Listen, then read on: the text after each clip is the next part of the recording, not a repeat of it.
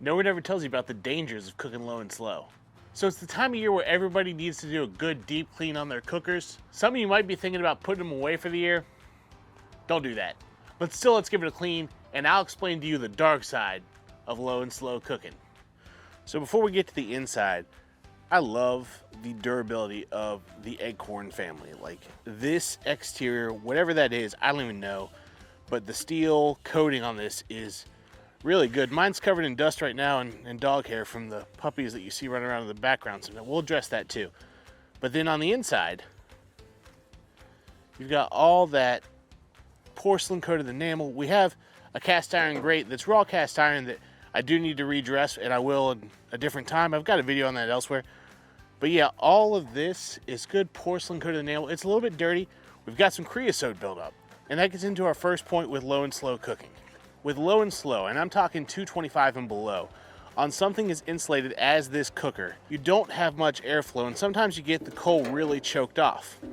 Now the fan on this cooker can help us deal with that, but that doesn't stop the creation of creosote on the inside of your cooker. If you see that stuff around the rim right here, this is what I'm talking about. This is creosote. It almost looks like a film. And it was up here, but I already did a number to this previously in the cook when I needed to. But here's some, if we can get that. Here's some residual right there. And it almost just comes off like paper. We're gonna get that, don't worry about that. But that's just one of the things that comes along with low and slow cooking. Less airflow, you're gonna generate a little bit more creosote. The second issue with low and slow cooking is the amount of grease that gets built up. Steve, I'm cooking fatty cuts of meat. Grease is always gonna get everywhere. That's true. The thing is that I never noticed before until this year, pretty much since I've got the auto kamado, I've been really focusing on a lot of low and slow cooks, doing something different than what I've been doing. I've been cooking so much hot and fast through competition or just in general. It's the hot new thing, no pun intended. The thing about hot and fast is you get that grease, but it falls into a pretty large coal bed. Even in an efficient cooker like this, to cook hotter and faster, we would have more of a fire. The grease drops into the fire, the grease goes away. Burns up, gives us some of that greasy, grilly, steaky kind of flavor. Running low and slow, as you can see there, there's enough insulation on the back side of that heat diffuser that the grease is still there, and it's not a big deal, we'll clean it. But it's also gonna run off of that diffuser, not necessarily fall into a coal fire, and we're gonna find it in some other places specifically. I'm pretty sure it's gonna be down here in this ash pan. But let's dig into it and see. To start with, my main weapon for all this is gonna be this aluminum ball. And this is just a small sheet of aluminum foil I pulled off and I just balled it up to give it some rough edges. We're gonna come back to this real quick. First thing I'm gonna do is actually take my hook from my grate and go ahead and knock all the ash, because this is still good lump coal. When you shut down the auto kamado, you get plenty of coal still around, so we're gonna pull this inner basket out. But first I wanna knock all the ash and extra dust down into that ash pan. Since we're cleaning it out, let's just knock it into one spot and only have to deal with it there. And if you're not working with camera equipment, you probably don't need to glove up, but I'm gonna go ahead and glove up just to make things quicker and a little cleaner. So we pull that out, and we'll deal with that in a little bit if we have to. And now you get a better view of all that creosote. Right here is our vent from where our fan blows into and down below the coals. This is a great design idea, by the way. I absolutely love this. So what we're gonna do is we're gonna take our foil ball and just knock that creosote down.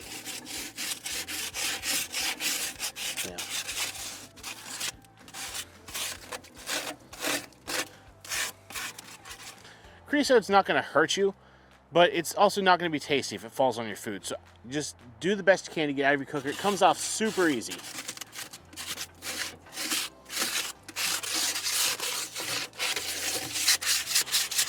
And just like that, we've got most of that out of there. Now don't forget about up here. Let's go ahead and, knock it off up here.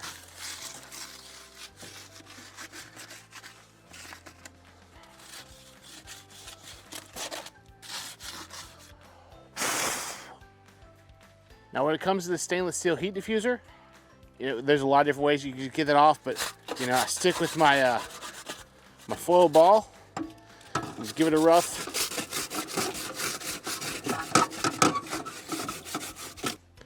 And just like that, you know, it's not very hard at all. If you have an extra trouble, go ahead and get like a putty knife, but that works for me. Now that we've knocked all of our dirt and ash and grease into our ash pan, all we have to do is go ahead and slide it out and take it and dump it.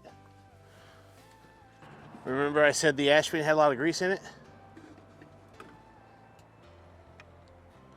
So that is dumped out and that much is stuck in the bottom. So get yourself a putty knife, stick with your foil, or get a stick and just work it out. Should come out pretty easy. Once you get that cleaned where you're happy with it, just slide it right back in and lock it back in.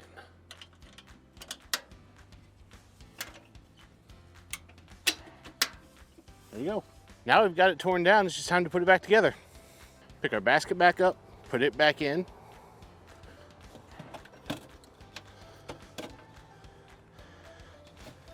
On the auto kamado, make sure you have one of the tabs for the heat diffuser right towards the front because that's the way that triangle says to put it. Heat diffuser goes right back in. Grill grate is on top of that. And with a little bit of fire in it, I feel really good about how clean it is.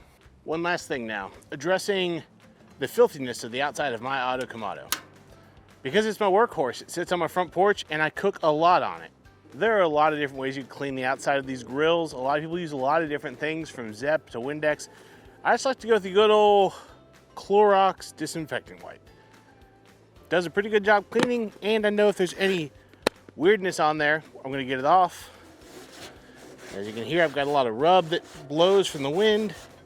Just a few wipes and we'll get it right torn down. Hit the other wing.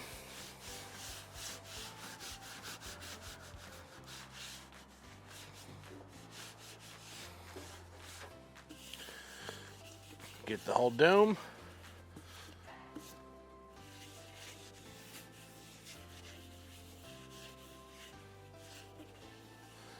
Backside.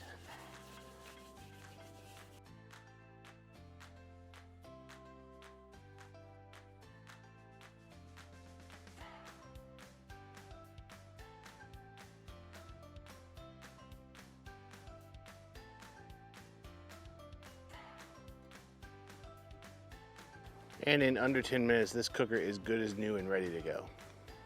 So obviously the dark side of low and slow cooking isn't that dark, it's just a little more dirty. But if you really want to get into everything, you've really got to experience all different styles of cooking, and this cooker does an excellent job at both low and slow and hot and fast. Now if you want to see a good hot and fast cook, meet me over here, let's get into it.